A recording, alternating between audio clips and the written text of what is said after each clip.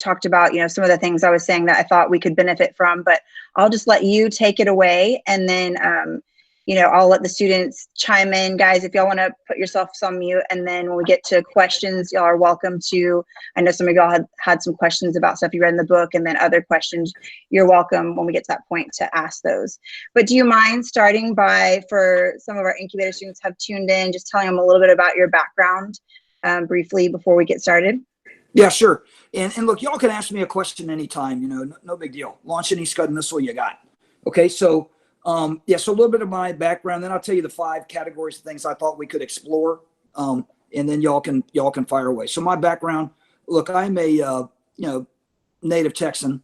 I'm riding out the virus here in Uvalde County as I self-isolate. I grew up in Houston. I'm the son of a computer science and entrepreneurship professor and a special ed teacher. Okay, I went to undergrad at Rice. It turns out I'm a nerd, and I met my beautiful bride there. We've been married 26 years. We've got 2 kids. I have a son who's named Cade. Some of y'all may know him. He's a freshman in college. And then I got a daughter, Avery, who y'all may know as well, who's a junior in high school. Okay. And look, I was really blessed. Look, I was born in Austin, Texas, as the son of a computer science and entrepreneurship professor. So if you look at my career, I have only done basically what I think my father programmed me to do. All right. And so from an early age, I've had a business entrepreneurial itch.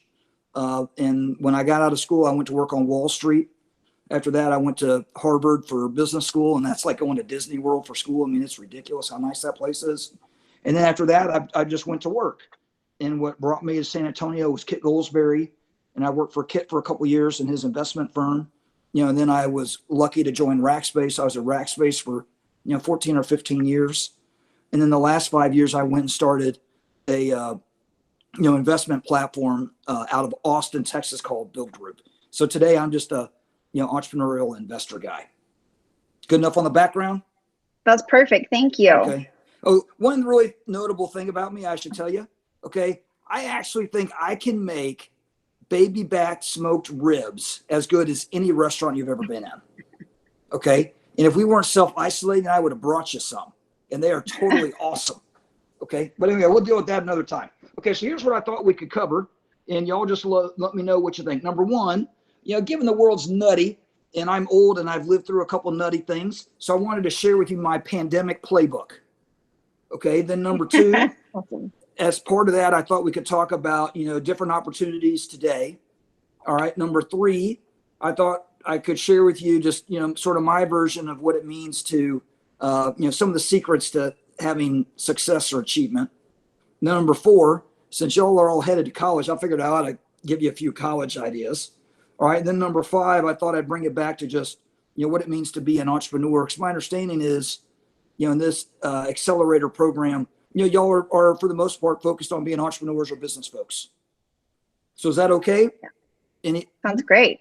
Okay. All right. So, so I'll do this, we're like 5 minutes after. I can knock this out at whatever speed you want. But based on your instruction, it's going to save you a half hour to launch Scud missiles at me, whatever you want to know. That sounds good. Okay. So we'll try to hustle through this. All right. So, give me 15, 25 minutes here.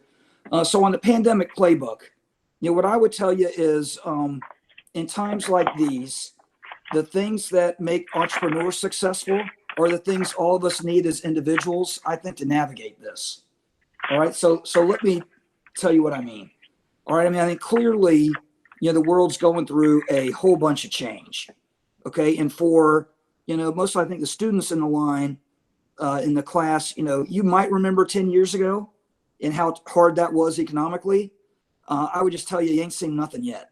Okay. This, what we're in right now is going to be, more severe than what we all experienced 10 years ago. Okay. And so I think anytime you have these types of changes, having real foundational bedrock in our lives makes a big difference. Okay, so let's talk about some of that. I think the first thing to realize here is that, the world's an interconnected place. It turns out we actually don't have control, right? I think we all go through this illusion every day of how in control we are of our lives. It turns out not so much. Okay, Mother Nature's pretty darn powerful. Okay, and so I think as we wrestle with that, the first thing to know is we actually are all in this together. You know, as I exhale, I could infect somebody, or as I inhale, I could get infected. You know, just kind of how it goes today. All right. And since we are all in this together, you know, I think step one of the playbook is we should absolutely do what we can to help each other. You know, I think human beings, by and large, I think people are really good people. You know, people are good. You know, they are here to help. You know, they aren't here to screw things up. And so I think all of us, and I get this a little bit later, you know, have the opportunity to make a difference today, even in these moments of self-isolation and that kind of stuff. So step one, man, let's just remember people are good. We're all in together. Step two is anytime you find yourself in a hard challenge, whether it's a business challenge or pandemic challenge, I think a really good thing is to try to get the data. You know, right now, the pandemic we're in, the data happens to be testing data. And clearly so far, we're not doing so great at that one. All right. It's the same thing when you're building your business. You know, when you're building a business, getting the data around what a customer really wants, what you can do that is super special, and how you can deliver that all in a way that people want to pay you for, that's the real data. Okay. And so right now, just like in this pandemic, we need the real data. How many people have this? How many people have already had it? What is the real transmission rate? What's the real fatality rate? You know, we're guessing at all that stuff. Okay. So the sooner in your life, as you're thinking about what to do, you actually have the real data, I think the better off you are. Step number three, we have to be adaptable. So what I mean by that is, you know, typically the things I've screwed up in my life, which, you know, are countless, I tend to have an idea of what I think the answer is before I actually do the work to discover the answer. So what I mean about being adaptable in this kind of time, you want to read the answer out of the data, not influence the data to support your answer. Okay, if that makes sense. And whatever that answer comes back to be, that's just what you got to handle and do. Okay, and so I think right now, you know, one of the things that I have great empathy for y'all on is your senior year has been totally screwed. You know, the senior spring, that's supposed to be this amazing time where, you know, whatever you do at your parties is your business. I'm not going to comment on that. Okay, but, you know, this is supposed to be an amazing time for y'all, right? It's a victory lap. You're finishing your senior year. It's an incredible thing to graduate from. You're going to go off to the armed services or to university or to service work or whatever it is, man. And, you know, that's going to happen in a different way. So the first thing is I talk about in this pandemic playbook here, being adaptable. If you can be adaptable in these moments and still have a great time, okay, that's an amazing thing. If you can understand what's flowing out of the data for you to adapt what your behavior needs to be in terms of self-isolation to help people, that is an amazing thing. Okay, my next step, never waste a good crisis. This is a heck of a good crisis. One of the things I think you'll discover as you go through life is that most of the time, it is really hard to make things change. Okay, whether you're trying to change your own behavior, whether you're trying to influence the behavior of your brothers and sisters, or whether you're trying to change the behavior of an employee, most of the time, people don't want to change. I will tell you, everybody wants to change during a crisis. So one thing about the crisis we're in right now is whatever change you want to make in your life individually, it's a heck of a great time to make that change.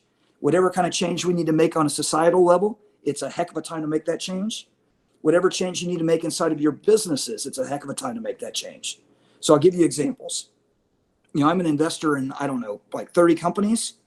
I would say all 30 of those companies are going through tremendous change. Some of it is super painful. I mean, it's horrible stuff some of these companies are having to do. Okay, just because you're dealing with costs, you're laying people off at a time, you know, where people don't have other good opportunities. You know, all that stuff is super painful.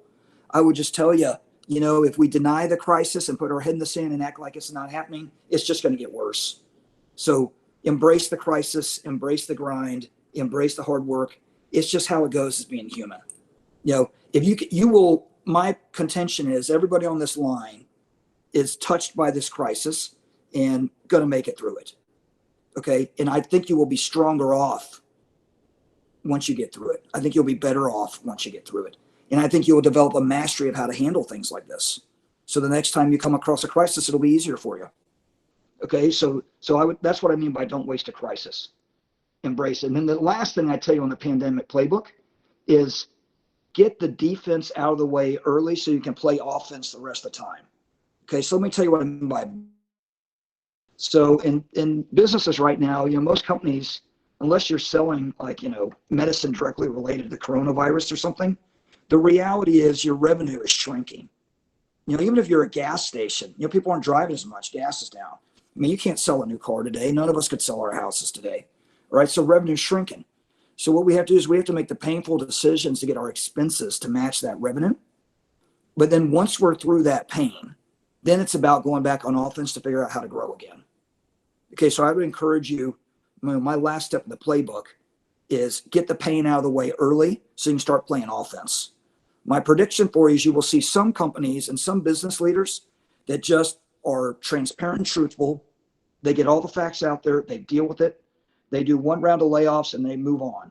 You're going to see other companies that aren't as transparent that continue to do round of layoff after round of layoff after round of layoff because they don't quite want to embrace the pain as much. I would tell you, whatever change we all have ahead of ourselves, I'd embrace it and get it done. Because the sooner we get it done, the sooner we can get back to growth and playing offense again. Okay, so that's my playbook for you. All right, then in some opportunities that I would say are really cool today for all of us as individuals, I'd say number one, everyone is self-isolating. It'd be really cool if we all made 5 phone calls a day to a lonely person. There are plenty of lonely people around San Antonio, Texas today, or inside of our families. You think about, look, the average student in here, I'm assuming you're 17 years old, your risk in this is, really hard to measure. I mean, on your personal health, it's really hard to measure. Okay. Your grandparents are at, meaningful risk in this crisis. Okay. So they're probably scared, so reach out to them, give them a call. Your neighbor down the street that's elderly, that's by themselves and all alone, give them a call, and you don't have to say a whole lot. It's just the act that means more than the words. Just let them know you're thinking about them. Let them know you care about them. Okay. So I think that's an opportunity all of us have today. The second opportunity I would say is that, look, we all have an opportunity to innovate. So there's an old saying about how necessity is the mother of invention. Okay. So I give you some examples. So Alamo Heights has been forced to innovate to figure out how to deliver classes online. Promise you 6 weeks ago, they weren't that focused on that. But here we are today, right? We got a Microsoft Google Meetup. We got all these people logging in. They're all on mute, very compliant. I'm impressed by that. Okay. Most of you choose not to share your videos, which is, that's an interesting comment. Okay. But I think the reality is, man, you're seeing Alamo Heights innovate to do the best it can to deliver a quality education to you in the middle of a crisis. You're going to see businesses start to do the same thing. So my prediction for you in this crisis, you're going to see all sorts of new types of businesses emerge coming out of it. So the reality is tomorrow's Google is being born today in somebody's garage in the middle of this crisis because the world will be forever changed. So there's an opportunity to create new business models. Okay, my third opportunity for you today is to get really clear about yourself. So what do I mean by that? Turns out, dude, we are all in self-isolation. Now we may be isolating with our, parents and siblings, but in the day, I bet you're spending a whole lot of time in your room by yourself. Okay, so I can't tell you how many people I know my age, so I'm 49, have made it through their whole life and still don't really know themselves. They don't know what they're good at. They're not clear on what they're bad at. They're not clear about what their values really are. They're not clear on what their dreams really are. Okay, so what I would tell you is this is an amazing opportunity to really get to know yourself. You are with yourself all day. The social pressures of being cool and hanging out with whatever at the party Friday night ain't going to happen for a while.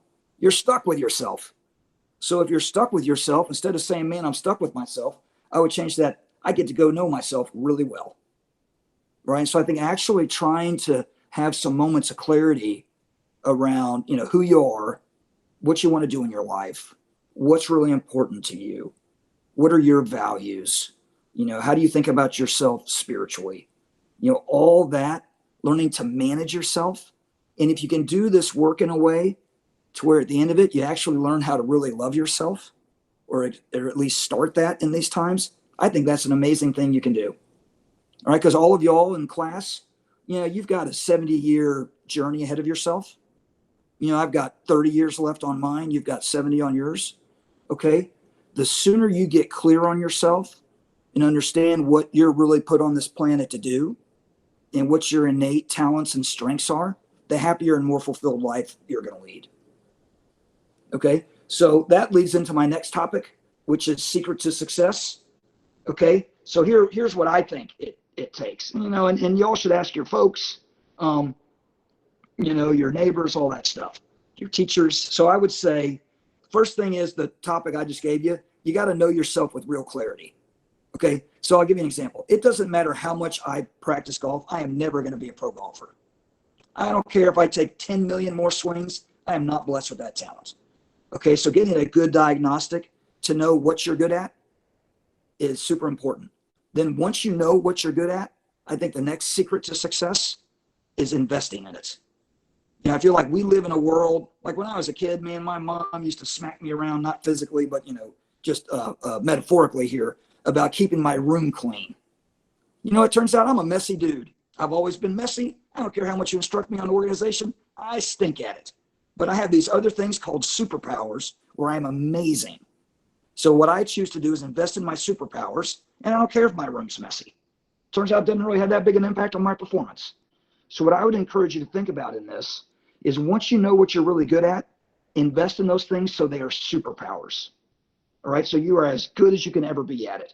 And the last thing I tell you is, if you think you have 12 categories that can be superpowers, I bet you got about 8 too many. Most people I know have 2, 3, maybe 4 things that are superpowers. I haven't met anybody with 10 or 12. Nobody's world class at everything. I'm talking about what can you absolutely be world class at. Those moments in life where you're like, man, I'm the right person to do this. It's easy to me. I love doing it. I can do it all night. Okay. So my third step for you is you have to be a lifelong learner. Okay. So what I mean by that is, right now, a lot of your learning is structured because you're in school. And so, that academic regimen is a real clear thing, and it forces you to learn. I think you have to figure out how to do that your whole life. Okay. So, a great way to learn is basically to run little experiments. Because one of the things you need to learn how to do is you need to learn how to fail. If you're going to be a business person, I promise you, you're going to fail. You're going to lose money sometimes. And it's just how it goes. Nobody bats 1,000. Nobody plays a perfect game in entrepreneurship land. So what I would encourage you to do is to do little experiments, whether they're business experiments or social experiments or whatever, to figure out what you're good at. And when you fail on things, I think what you need to do is to learn how to recover. Because if you can learn how to not get knocked down and get back up, you can keep going. Okay. And that is an important thing to master in life, is the ability to recover. Because if you have the ability to recover, you've got grit. You can hang in there and persevere. And look, in a pandemic crisis, got to have a lot of grit. Because none of us life isn't going to return to normal anytime soon. Okay. So we have to run little experiments now in this different environment to discover things about ourselves. Okay, so my easiest way to keep learning is you just got to read a book a week, your whole life. Read a book a week. Read some fiction, read some nonfiction. I read a lot of nerdy business books because I'm a nerdy guy. Okay, whatever it is, you just got to keep reading. Okay, and then on the grit thing, I touched on that a little bit already. I just think in my entrepreneurial journey, I think grit actually counts as much or more than talent. Because there's something about entrepreneurship. It's a little bit like, my analogy would be baseball. The best baseball players on the planet might be successful 30% of the time when they're at the plate.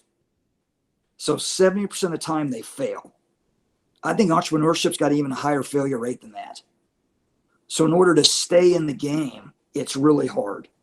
Okay. Which leads me to my next point, is you got to play in a long game. So I said earlier, you guys got a 70-year journey ahead of you. Turns out that's a long game. Okay.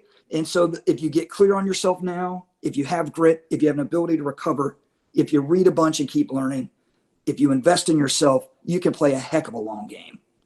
And there's a little key to playing that long game called deferred gratification. All right. So some of the best things in life don't have quick payoffs. You drink a Coke, you get an immediate caffeine hit. Most of the success and most of the fulfillment I've had in my life, things took years. I would tell you, my relationship with my wife, I love her more now, 26 years later, than I did the day we married. My kids are now 19 and 16. I love them more now than the day when they were born. It's just how life goes. Things ought to get better, and so if you can play a long game, I tell you, things will get better. All right. Then my last 2 things for you on the secret to success. I sort of think I had this, one of my coaches gave me this great quote once. that said ultimately the quality of our life comes down to the quality of our relationships. So I think, man, at y'all's age, if you learn to build good relationships, it's an amazing thing. An amazing thing. If you can build lifelong friends starting at 17, that you go do business deals together 10 years from now, and you start companies together 15 years from now, that is an amazing thing. The information flows inside of networks for humans still happen at a relationship level in a lot of ways. So learning to build great relationships, I think, will keep you happy. It'll make your marriage stronger. It'll make your relationship with friends stronger. And I also think it's good for business. Okay, so, let's invest in the relationships. Okay, and then my last point for you on the secrets is you got to take care of yourself. Because it's a long game, the stress is difficult. So gets a little bit back to once you get to know yourself, understand your boundaries, love yourself and take care of yourself. Look, you can, overextend on some things. I get that. All right. But you also give yourself a rest and a break too. Okay. So I just think once you understand, you want to discover under what conditions you do your best work and you're at your happiest. And if you can figure out how to do that inside your company, you're going to increase your odds of success. Okay. So those are my secrets of success for you. My fourth topic was college. Okay. And I'm doing okay. I got like 6 or 7 minutes left, so this is awesome. So here's what I tell you on college. Number one, I think college is freaking awesome. All right. I had a ball, and I learned a ton. Okay. So I kind of feel like my first advice for you on college is, man, I'd try it all. I'd walk onto that campus with an open mind. Okay. The reality, statistically speaking, people show up as a chemistry major and end up majoring in something else. Whatever you think you might actually know that, but you might not. Okay, so I would encourage you to treat college like a filter. What I mean by that is college ought to be the place where you discover where your academic talents really are. Okay, so I think what you want to do in college, one part of what you want to pull off in college is when you graduate, you need to be able to look yourself in the mirror and be able to unequivocally say, I am really awesome at math, and I want to go into a job that involves math. Or you need to be able to say, you know what? I'm really not that awesome at math. I want to go into something that involves more communications. Whatever that is, whether it's computer science or engineering or communications or humanities or economics, whatever it is, I think you need to be able to graduate from college with an ability to look in the mirror and tell yourself, I'm actually really good at this. And I think it's okay for you to screw up a few classes to discover that. I think if you take easy stuff and trick yourself into saying you're really good at something, because it's not actually that hard, I don't think you're serving yourself well. I really think college is this amazing place to kind of take any topic you want to take to discover whether that topic really fits with you. Okay, so that's rule number one. Okay, number two is back to the relationship stuff. Man, I'd meet a ton of people. I'd have a blast meeting them. And I try to meet them with an open mind. Okay, because I think one thing about college campuses, for all of us, it should expose us to a huge, diverse group of people, and therefore a diverse group of thoughts and ideas. And, some of that diversity is challenging. Some of it can be a threat to how we already think about things. Okay, but I would encourage you to really sink your teeth into all that. I think it's okay to get outside of your comfort zone in college, have some discussion with, look, I'm a cold-hearted capitalist. I can remember talking to socialists in college. Turns out I'm not a very good socialist. I don't think that really works. Okay, but that's just my view. All right. So I think that while you're there, have some fun and stretch your mind. Take classes you've never heard of before, never thought you'd like. Use those as a filter to discover what you love and meet people that you'll never get to meet again your whole life. Because once you get in the professional world, if you go into tech, turns out you're going to meet a bunch of tech people, right? If you go into academics, you're going to meet a bunch of academics. It's just how life goes. We start to naturally specialize. And I think college is the last time where you can hold off the forces of specialization just a little bit longer. So I'd encourage you to totally sample it. And then once you get that meal you really like, I'd just keep eating it. Okay, then the last thing I thought I'd tell you about, I got like 2 minutes left, is what hard work looks like in entrepreneurship. Okay, so I'll tell you what my life is like. Okay, and I don't, for me, it's pretty darn joyous. Okay, so look, I still work at least 6 days a week. The reality is I work every day. It's just a question of how long I work that day. Okay, so I was on spring break not long ago down the Caribbean. I read a book and a half a day. Okay, and I'm not reading fiction. I'm reading biographies about investors, and I'm reading strategy books about marketplaces. But for me, look, it's joyous for me to read that. I'd rather read that than a John Grisham novel. Okay, I mean, I'm really into learning and trying to stretch my limited brain. Okay, so I think the first thing to know about entrepreneurship is it's really hard work and it's really long hours. In my Rackspace days, man, I got to the office by 8. I tried to leave by 6:30 or 7, have dinner with the family. I was back at my desk at home by 9, and I worked till 11 or midnight every day. That was Monday through Thursday. On Fridays, I'd leave at 6. I'd have, date night with the missus, right? Hang out with the kids a little bit. On Saturday, I at least worked a half day. On Sunday, I at least worked the afternoon. And I kind of feel like if you're going to try to really go for it in entrepreneurship, you may be a more efficient, more clever person than I am. So maybe you can shrink those hours. But pretty much every entrepreneur I know, like the CEOs that I work with today, I get emails from them at midnight. And now I think it probably going to start getting emails from them at 2 a.m, given the crisis going on. So in a crisis like this, we're all going to work twice as hard to make half the progress. That's just kind of how it goes. All right. So what I would tell you is entrepreneurship, you got to get, you need to love that type of effort level. If you don't love that type of effort level, I would urge you to think about, really assessing whether entrepreneurship's the thing. Okay. And then the second thing I tell you on the work of entrepreneurship, and this is a little bit of a yin and yang, the work level is like what we can control. Then the other thing is just getting at peace with what we cannot control. And that was the hardest thing for me. Look, I like to work. That's easy. I'm a high energy, hyper dude, no problem. Okay. The thing that was hard for me to manage was realizing, man, I can't control customers saying yes. And it used to really aggravate me. I felt like I made a good pitch. We made a good product. They should say yes. Okay. But it turns out people say no all the time, just not a fit. All right. So getting comfortable with the fact that we are not in control of that and we're going to have a lot of failure, I think it's just part of it. Okay. So that's what I prepared for y'all. That was a crash course. So just any Scud missile you got, whatever you want to know, fire away.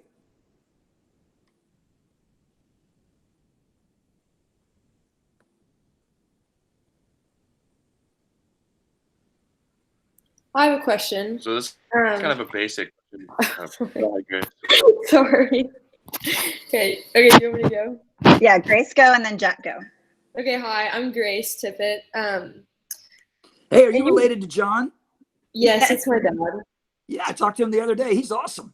Thanks.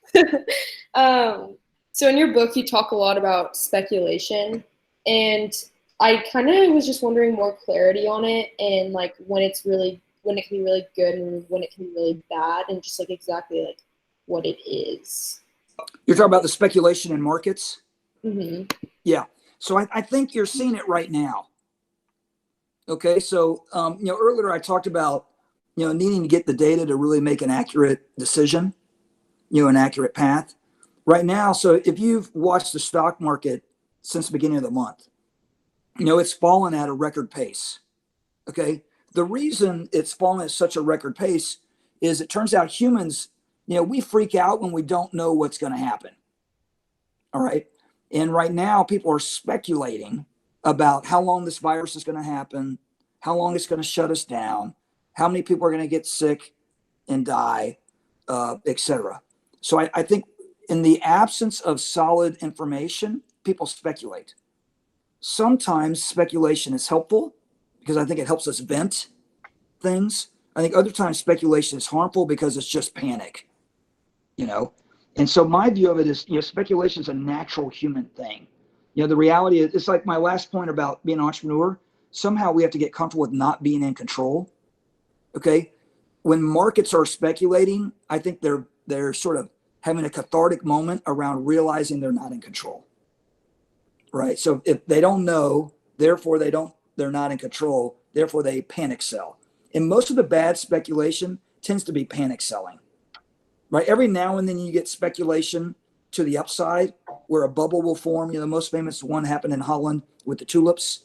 When y'all were about when y'all were born, we had a big one with the dot-com bubble, but you just missed it. Okay, we had a housing bubble in '08 where people were speculating that housing prices would go up forever. Okay, and then ultimately that's not sustainable. That bubble bursts and prices restored to a more normal level. Okay, I think those mechanisms are easier to manage. I think the panic selling on a speculative basis going down is harder to manage. So I think today you're seeing speculation just because people are fearful and they're speculating negatively. And so I think there's this old phrase in the markets that markets go from greed to fear. So that housing bubble I talked about, when people are greedy, doesn't matter how much money a company makes, they're buying that stock, right? It's what, Facebook was not long ago. Okay. Man, it doesn't matter how big Facebook's, PE multiple is or whatever. We love Mark Zuckerberg. We're going along Facebook. Okay. So that's one form of speculation. That's an optimistic form. Right now you're experiencing a negative form of speculation with the crash. That answer it for you? Yes, thank you. Sorry, Okay. my mic was going. Say hi to Pops for me. Okay. Jack, you want to go next? That was you, Jack Seeger, wasn't it? Yes, it was. Okay. So I was wondering if you could go into a little bit more detail, and you kind of start to talk about it at the end of the book about Build Group and kind of what you're doing right now. And Okay. Yeah, I know your dad too, dude. Yeah, so you might know the whole classes. yeah, it turns out it's the neighborhood. Okay. Yeah, so Build Group. So look, my mission and purpose with Build Group is to do for other entrepreneurs what wasn't done for me. Okay, so what do I mean by that? I think that the whole world, for the most part, tends to operate on pretty short time frames. So the traditional way that entrepreneurs raise money is they go to a venture capitalist. That venture capitalist makes an investment, and then venture capitalist wants their money back and call it 5 years. What I would tell you is businesses tend to move at their own pace. And sometimes 5 years isn't enough, right? Sometimes it needs to be 10 years. Sometimes it needs to be 15 or 7. Okay, so my perspective is we ought to have an option in the capital markets for permanent capital. So what I mean by that is there ought to be in every company one investor that says, look, I'm going to give you $1 million and I don't need that $1 million back until you think this company has hit its potential. All right. So that's what I'm trying to do at Build Group. I'm trying to create an alternative so that entrepreneurs and companies have a longer runway in order for them to achieve their potential.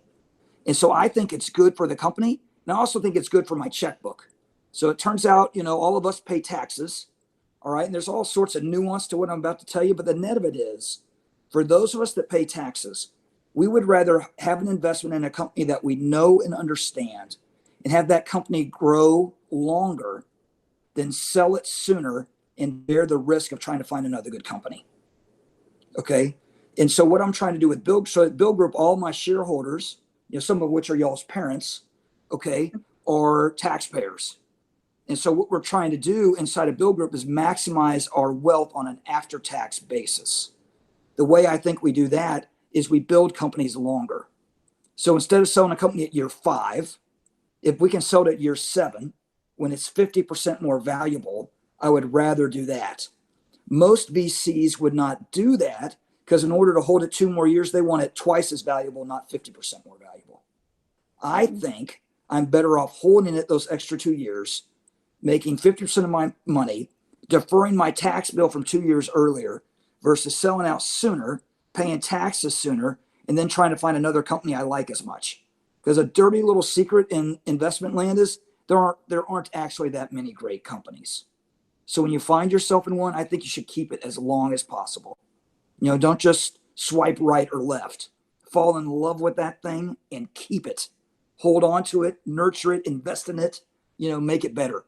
Okay, so Build Group is about how do we create an opportunity for entrepreneurs and their leadership teams to build their company for years and years and years on their timetable based on market opportunity, not based on investor demand. Does that help you, Jack? Does that answer it?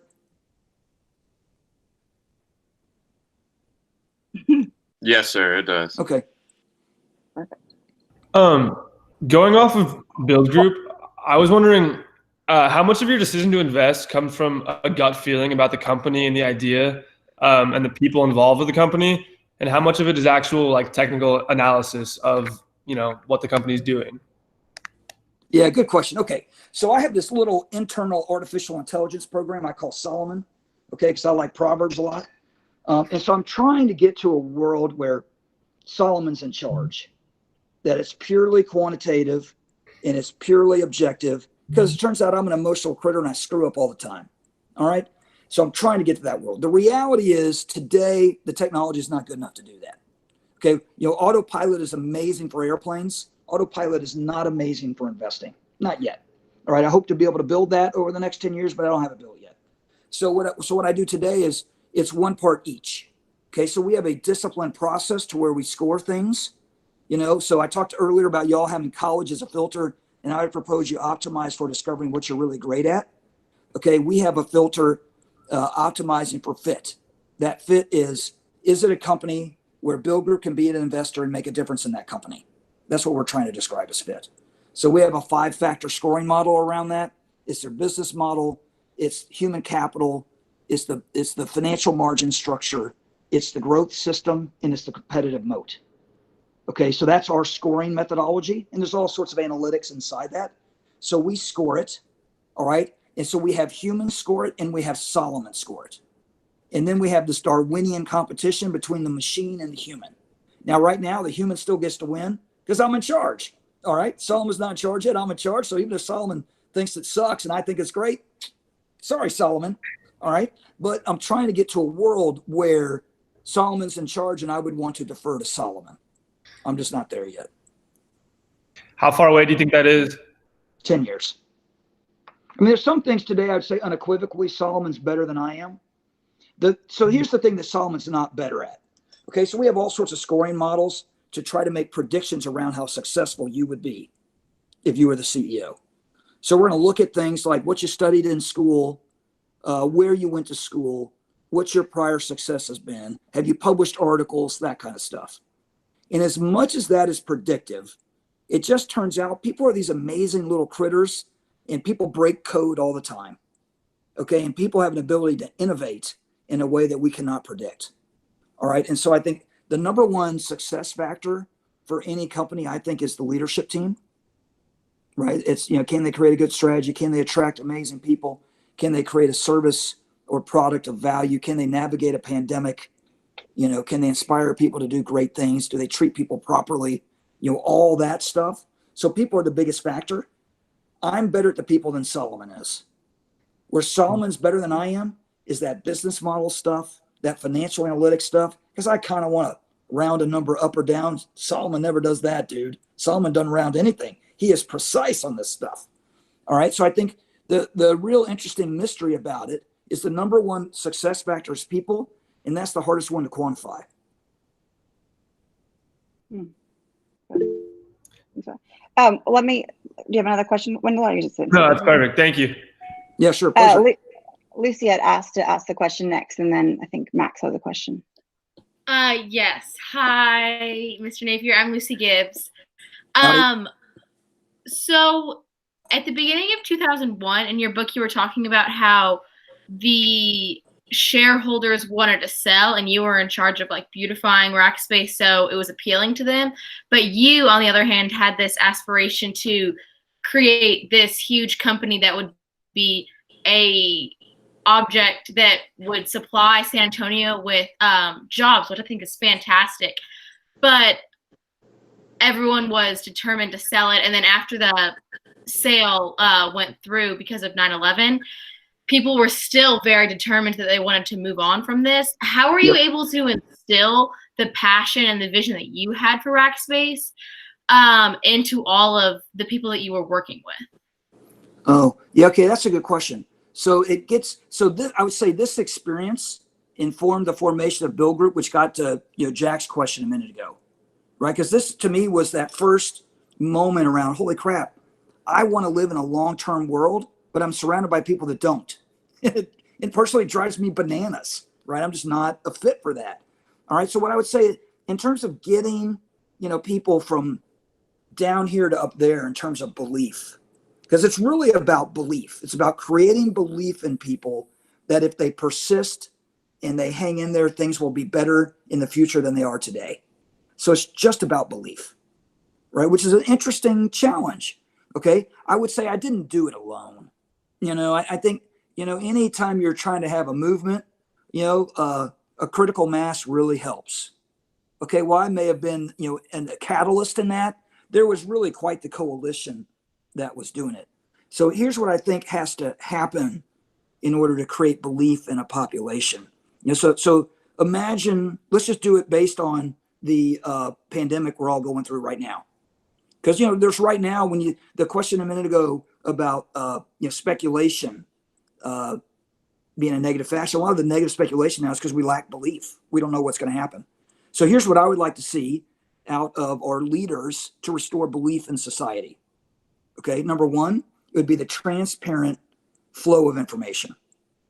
No BS, no fake this or that. Just tell me the straight dope, what the heck is going on. Okay, don't sugarcoat it. Don't happy talk me. Just tell me what's going on. Then once we level with people, I think we have to manufacture some wins. And wins can be very simple things. A win right now doesn't have to be, voila, a magic vaccine. I don't think that has to be it. Okay. I just think a win could be something as simple as it turns out New York City needs 3,000 ventilators.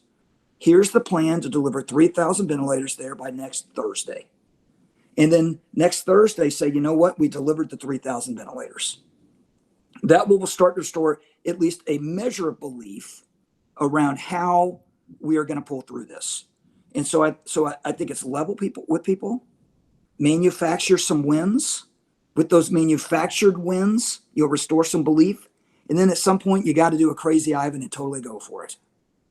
Okay. And so here, the crazy Ivan is going to be some therapy that, some combination of existing drugs that has a high efficacy level of treatment, or a vaccine 18 months from now, or some discovery that, half of us have already been exposed and we're okay. There's going to be something like that that's going to break. And the speculation now is it's not going to come out for a while. So this is why we're speculating negatively and the world's crashing. So I feel like if we had very transparent dialogue and then could manufacture some of these little wins to start restoring belief, we'll get there. And so that's all we did at Rackspace, right? So what did we do? I would do things like, look, this month we're going to add whatever it is, $100,000 in revenue. And I'd say that the first week, and I'd have like an 80% chance that we'd get there.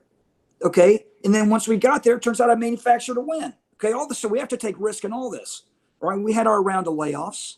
We laid off a third of the company because the time was just like it is now. And I told people ahead of time, look, tomorrow we're going to lay off a third of the company. You're the 2/3 that are staying here. And for the 2/3 that are here, the 1/3 we're cutting, it's my fault, not your fault, right? I signed off on all those offers, and we're going to treat them with love on the way out the door. They didn't do anything wrong. We're going to do everything we can to help them. Okay, so that restores a little bit of trust, and that's a transparent communication. And so I think that's what it takes in these cultures. Same thing in your family. Look, if human beings have trust and understanding, anything is possible. Anything is possible. When we don't have trust, nothing is possible. So belief is just an extension of trust. That's good. Thank you. Thank you. Sure. Hopefully that gets it for you. Max, did you have a question? Yeah, I did have a question. I put it in the chat. I was asking, when you said that the most important thing in an entrepreneur is having grit, how are you going to be able to code that? Oh yeah, that's okay. That's an awesome question. By the way, are those zebra sheets behind you? Or are those the stripes? No, they're not. Okay, it's like, man, those are zebra. I was gonna say you're pretty hardcore. Okay, so all right. So how do you measure grit? Okay, so earlier when I was talking to you all about college, I said, look, some of the experiments you run should fail so you can learn how to recover. Okay, so a way to try to quantify grit rather, is to understand how many recoveries they've had and what the successes were out of the recovery. So the short answer is it's pretty darn easy to fail. It's pretty hard to recover, right? It's just like your reputation. You're going to spend your whole life building a reputation, and you can flush it with one bad act, right? The energy to create, it's like, it's, order versus chaos, entropy versus enthalpy. There's a lot more energy required to keep things in order versus have a chaotic universe. It's the same thing with your reputation. It's the same thing with grit. The amount of energy required to recover is huge. It's 10x. It's exponentially larger than the ease of failure. So the way to quantify and code it is to actually look at people's failures. Not like, oh, I fell off my horse and I got back on my horse. That's a mistake. That's not a failure. Okay, we're talking about knocked down on your knees, lost a bunch of money, your gut ripped in half type failure, right? And then to measure the recovery coming out of that would be amazing. That's how I'm trying to get at it, but I have not figured it out yet, dude. It's still a work in progress. I think that's a really cool idea, though, that you have. How's it going to be different from when you have that in play from I would say, like how are holdings companies going to come up from that? Or if like holdings companies have the ability to use that software, how are any companies going to be able to come up from that? I think it would just level off at the top where holdings companies now, own all those things. Oh, yeah. So I have a couple, it's an interesting question that ironically requires some speculation. Okay. So I just think that, my view of this is, look, the reason I called this AI Solomon is because I'm in pursuit of wisdom. Okay. I think the definition of wisdom's changing. So it used to be in the old days, you'd go ask King Solomon, hey man, do I plant this seed now? And where do I plant it? He'd think about it. He'd tell you. Okay, now I think we're capturing enough data to where wisdom is more of a probabilistic statistical thing, not an intuitive gut thing. All right, so all I'm trying to do in these models and data sets is make things probabilistic as opposed to intuitive. I think as we answer these questions, it just pushes the intuitive realm out. Okay, because there are moments in your life where you don't know how you know the answer, you just know it. You know what I mean? There are other times in your life, like math class, where you're analytically creating the answer. So my view of wisdom is that we're going to have these quantitative methods and statistical models and data sets to expand the area of understanding that we can do with math. And that's going to free the human to do the things that only the human can do in these intuitive areas. So I think entrepreneurs will have to get more and more comfortable operating in the intuitive realm, because machines and algorithms will be able to handle the statistical realm better than human. Does that make sense? So I think if you can make one of your top 3 superpowers and amazing to have an innate intuitive sense of judgment, I think it will serve you really well. Good point. Do you think that there's anything that they can do to strengthen that area? Oh yeah, I think there's lots of things to do. Look, I think the mind's a muscle and you just got to practice. Okay. So, put yourself in hard situations where it's okay if you fail and learn to make judgments on, less than perfect information. One of my favorite people is Colin Powell, and he used to talk about how much information do you need to make a good decision? Well, most people go through life. I shouldn't say most. Some people go through life and like, man, until they have 80% of the information, they're not comfortable making the decision. Well, if you're Colin Powell and you're trying to figure out where to hit Saddam Hussein, you never have 80% of the information, right? The reality is you live in a probabilistic world and you're making assessments and doing the best you can. Okay. But clearly, between Colin Powell and Norman Schwarzkopf, those guys had a pretty darn good intuitive sense of judgment around military activities. My belief is they practiced for years. And if you're stretching yourself and reading a book a week and learning every day, you will naturally develop a more innate, intuitive sense of judgment. And I just think it's about being deliberate about that practice. And so one interesting thing, I read this book by these fellows out of the University of Pennsylvania. It's called Super Forecasters. Okay, and it talks about people that are, everyday Americans that are able to predict things in an amazing way. The author's name is Philip Tetlock. And what he talked about these people is one of their things is they're super learners. And one of the methods for their learning is they actually write down the decisions they make that some would say are forecasts or speculative, and they measure the accuracy over time. And they're constantly taking in new information to try to hone their thinking. So I think that's how you can practice it.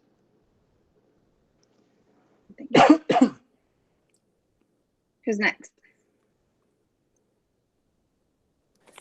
Hi, I'm Michael Fulton, and I was wondering, Man, I know what all do you think is the guys. best? Yeah. You can say that. Yeah.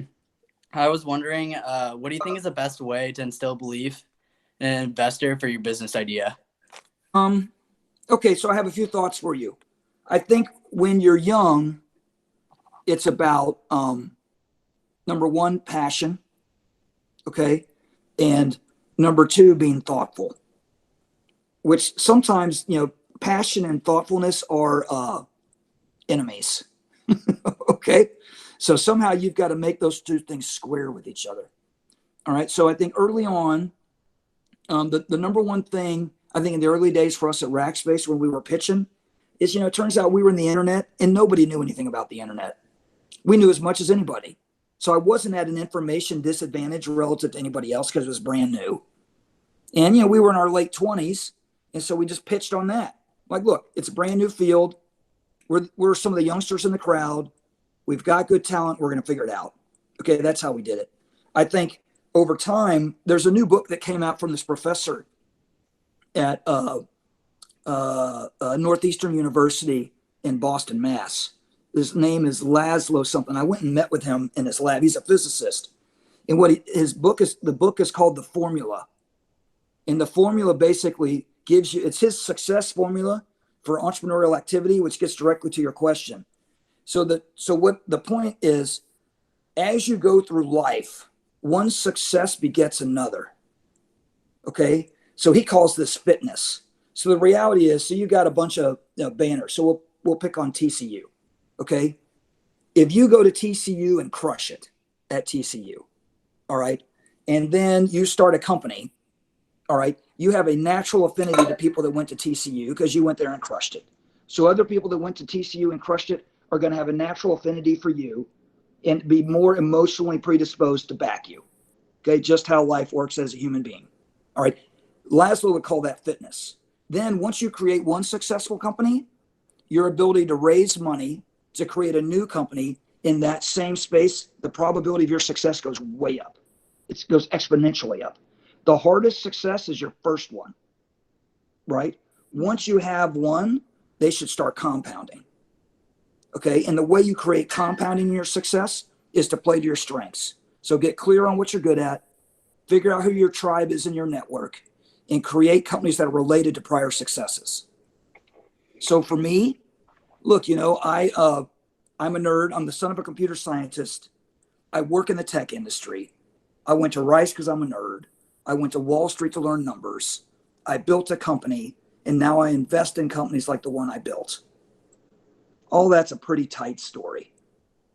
So the tighter and more congruent you make things, what I would tell you is the more naturally things compound. Do you know what I mean by compounding? Do you know what compounding is? Y'all study that, right? Compounding math, okay? So compounding is not just math, it's everywhere. You have compounding in your relationships. You have compounding in your health. You have compounding in your business. And so the sooner you figure out how to get the compounding going, the easier it is to keep the compounding going. Right? So that's why, if you go into the real estate business, right, which your family knows stuff about, and you have success in the real estate business, it's much more likely you will have more success in the real estate business than it would be if you went and started an oil company. Right? So part of this is getting really clear on what we're good at, understanding that, Warren Buffett calls it your circle of competency. Get really clear what your circle of competency is, make investments in your circle of competency so you're better at it, and make investments in that circle to expand it over time. But first, man, just stay in your circle. The time where I've gotten my butt kicked is when I leave my circle too soon. All right, awesome. Thank you. Yeah, sure. This is kind of random, but talking about compounding like that, when I read your book, I was curious as to why Amazon got into the cloud business, because they are just kind of a product to your door delivery service. It seemed kind of random to me that they would join the cloud business. I don't know. Yeah, I wish I'd have figured it out sooner, dude, because they totally kicked my butt. Look, I think here's the brilliance of Amazon. Amazon takes this attitude of anything they do, they ought to turn it into a product and sell it. You know, they do accounting at Amazon. Well, we should have an accounting software we sell. And so what they discovered, it was a classmate. Amazon, their cloud's run by a classmate of mine from Harvard. Okay, so it's funny how small the world gets. But basically, his insight was brilliant. You know, Amazon as an e-commerce company had a gazillion servers, had a lot of internet infrastructure, and created all sorts of innovative software to run it. And what they discovered is, man, we're one of the world's largest websites. The infrastructure used to run this can run other big websites. So they decided to turn it into a product and sell it. So that's really, to me, it'd be akin to Alamo Heights has figured out how to run classes online. There are probably private schools out in the world needing to figure out how to run classes online that don't have all the resources of Alamo Heights. So how could Alamo Heights create an online class product for those other schools and sell it to them? You know, I had this conversation yesterday with the dean of the business school at Rice, because I feel like education is going through this shift to where there's now going to be pressure on the cost of physical campuses because the online experience isn't as good to be on. It's better to be there physically than it is online, but the cost is a whole lot cheaper online. You know, so what's a university supposed to do that has whatever $100 million stuck in buildings? How are you going to pay for those buildings, you know? So I think what Amazon says is, hey, I'm already doing this stuff. Let's figure out how to sell it for a profit. You know, Alamo Heights has figured out how to do online learning. They should figure out how to sell it for a profit. You know, that I think that's Amazon's brilliance. And for all the companies that I know in the world, they are the best at stretching their circle of competency into new things. You know, I keep thinking the complexity of all their new products and stuff will catch up to them, but it hadn't yet. You know, they're just that good. So I think we should all be shareholders. I'm not your financial advisor, okay, but I own that stock and I think it's a good one. Thanks. Who's next? I got a question. What kind of companies do you think will emerge from this, or what type of companies? Well, so some of the changes I think that are in store are, look, I'm old. I like going to the office. It makes me happy to go to the office. But, you know, companies are learning how to work remotely. So I kind of think office space, I bet the demand's going to be lower coming out of this. You know, I kind of think that the commercial office space market's going to be different. All right. So I think tools and pieces of software that help companies work remotely, you know, I think that's something that's going to happen. Okay. I think telemedicine is something that's going to happen. All right. Now, I think there's certainly in medicine, there's a need for physical examinations and those things. Okay. I just think, look, our healthcare system is darn expensive to begin with. And right now we're trying to figure out innovations on how to expand the capacity of it in a short period of time. It turns out telemedicine is one of those things. So I think we're going to see telemedicine boom. I really miss restaurants. So I sure hope restaurants become a thing again, because I like going there and, you know, having a steak dinner and having, you know, a nice glass of wine with my missus. Okay. So I hope some stuff comes back, but I do think companies that can create new business models that tap into people just digitally, because right now all communication is just digital for the most part. So, yeah, I have this whole white paper on what I call modern business models that I can send you that are really businesses innovating with respect to creating online digital communities first, and then figuring out how to sell subscription products through those communities versus having your product sold on a shelf in a store. Okay, so I think Amazon's a great example of a company that's done this. I think there's going to be a lot more, and I don't just mean traditional e-commerce stuff. I think there will be a lot more, you know, digital connections and interactions inside of business models than there used to be. Okay, so that's the stuff I see. I think tech will continue to innovate and create things. I think the digital world's going to grow faster. I think the physical world's going to grow slower. And I think things that are rigid in the physical world, like office space with long-term leases, they'll have the hardest time if the market really does go through a change. So a company like WeWork right now, I think is hosed, because that company went and signed long-term leases. You know, they'd go sign a 10-year lease and they'd let me go lease office space for them for a month. Okay, so they have a long-term obligation with a short-term revenue model. Well, in a world where I don't need to go to the office, all those people can cancel their short-term contracts, and WeWork is still on the hook for those long-term notes. So I think they're in trouble, those long-term leases rather. Okay, so I think, companies that can make their business models have short-term revenue that matches short-term expenses. Another way to put that is to say it makes their expenses variable, have an advantage. Because it gets back to that point earlier about success. For businesses to survive right now, they have to be adaptable. If things are fixed, it's not adaptable. One of the things that we were planning to do for the Accelerator students is most of them, as I said, are going to major in business, but are unclear on what area might interest them or what major or what field they want to go in. How do you think it's best for them to figure that out as they're taking classes in school? What is a good way to kind of get ahead of the game and figure out where their niche is and where their, their love is the way you did? Yeah, that's a good question. So I think there are some. I remember I took this thing called the Strong Interest Inventory Test when I was at Rice that literally asked me a bunch of questions and then it recommended professions. So for me, it was I should be a military officer or an entrepreneur or a financier.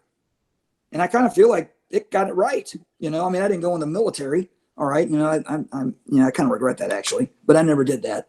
But I think those recommendations were actually really good. Okay. So I do think there may be some standardized tools for you on that. Another thing to talk about first is let's just, I'm a sort of macro and then micro. To me, the macro is here are areas that I think are going to boom. Okay. So it'd be nice if you had a strength and a passion in an area that's going to boom.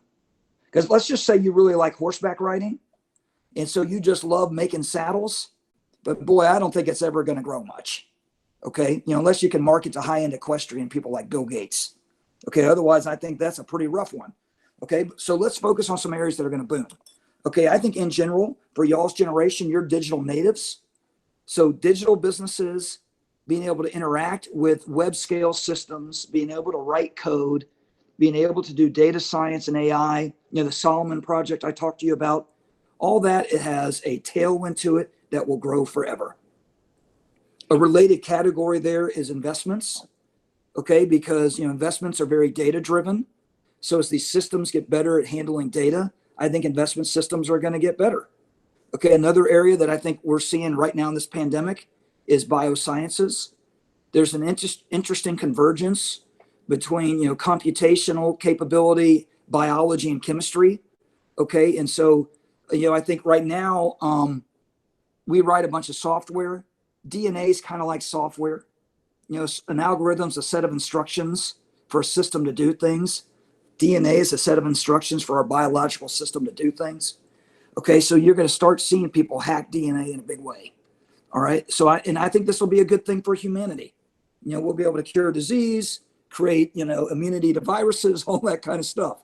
Okay, so I think there's going to be a long-term boom in y'all's career in the biosciences in a way that there wasn't up until now.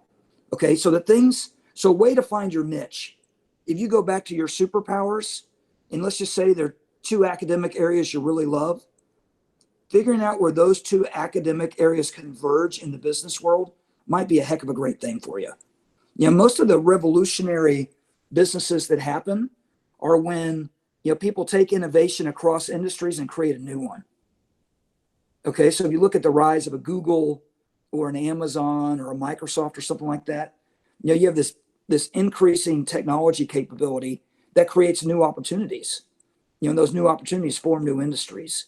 So I think for y'all's career, if you have 2 or 3 areas that you love, where those 2 or 3 areas overlap into a professional career, I think there's going to be money in those hills. And then I would just try to align those 2 or 3 things with industries that are going to keep growing.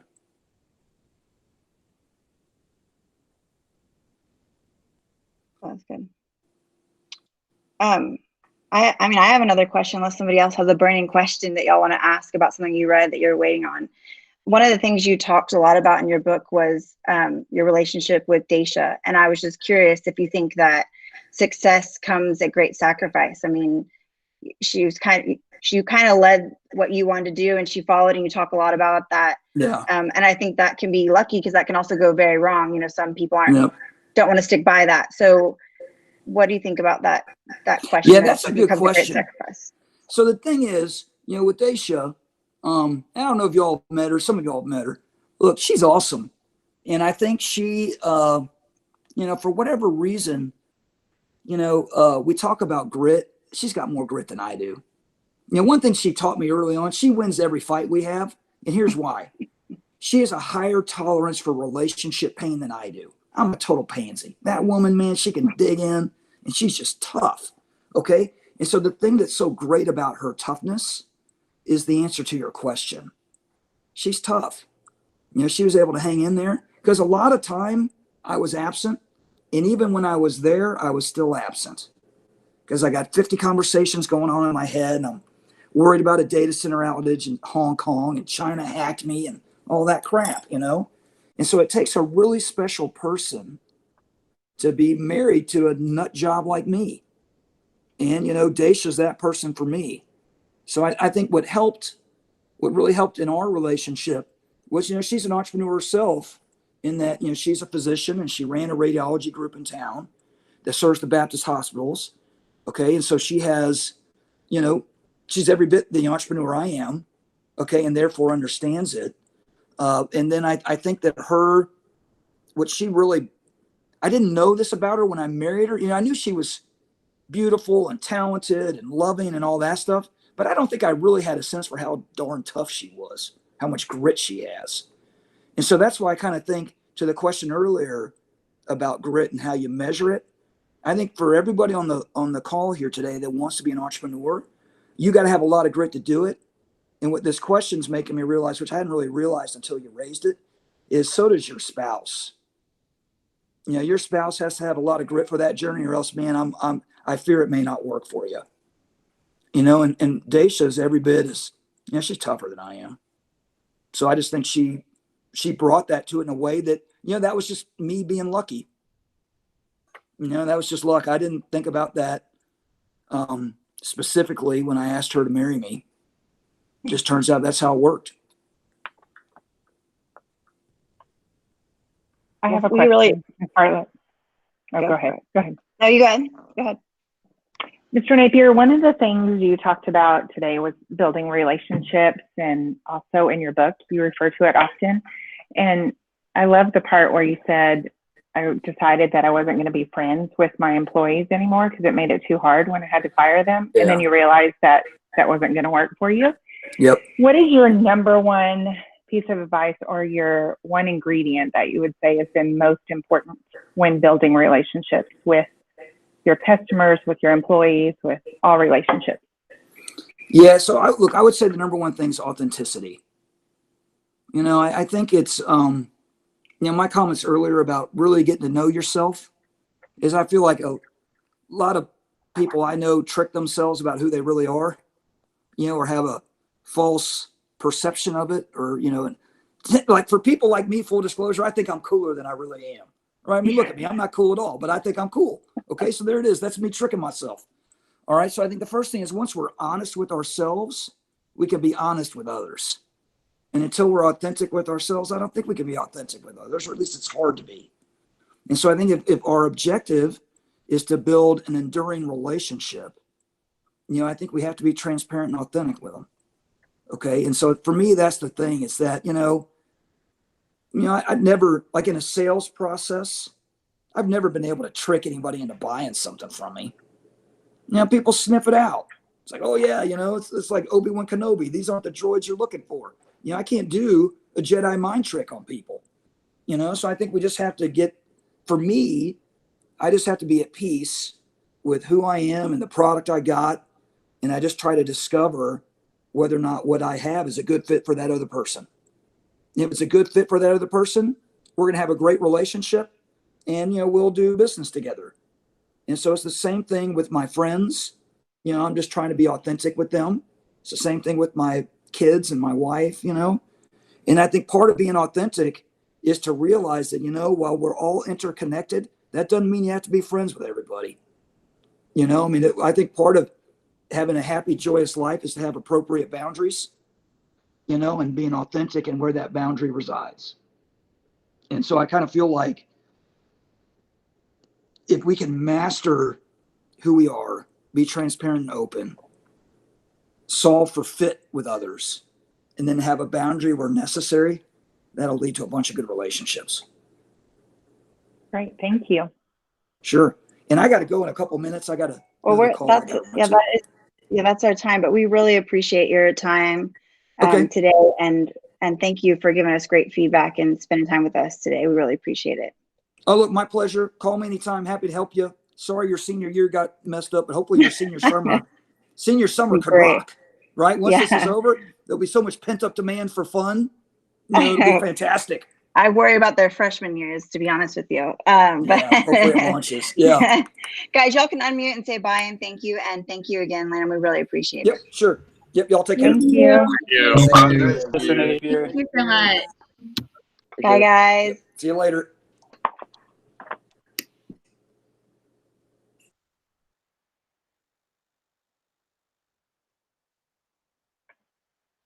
Always fun. JP, you there? You gonna hang out with us? You just